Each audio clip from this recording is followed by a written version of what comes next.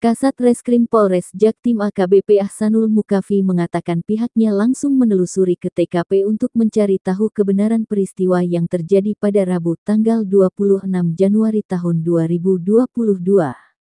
Melansir Grid.id, ternyata kejadian pemerasan dengan modus pura-pura tertabrak dan meminta tebusan rupiah sudah lama berlangsung, 5 tahun di sekitar lokasi.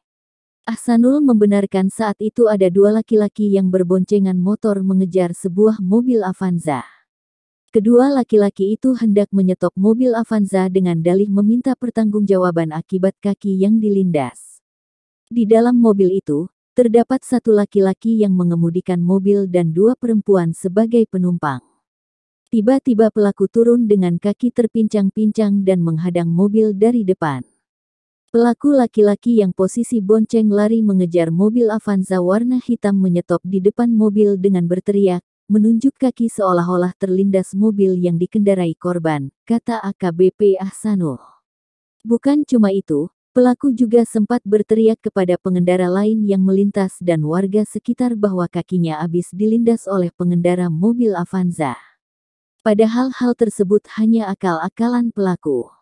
Warga sekitar pun tidak meresponsnya bahkan menyebut bahwa pelaku berbohong. Pengendara mobil tersebut lalu diminta warga untuk pergi karena kondisi jalanan sudah macet akibat ulah pelaku. Dalam insiden ini, tangan pelaku sempat terjepit kaca mobil dan berteriak kesakitan. Pelaku sempat lari mengikuti laju mobil karena tangan pelaku terjepit kaca mobil kurang 30 meter.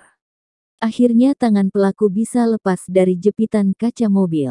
Pelaku sempat duduk sebentar merasakan tangan sakit dan tidak ada warga yang menolong, tuturnya lagi.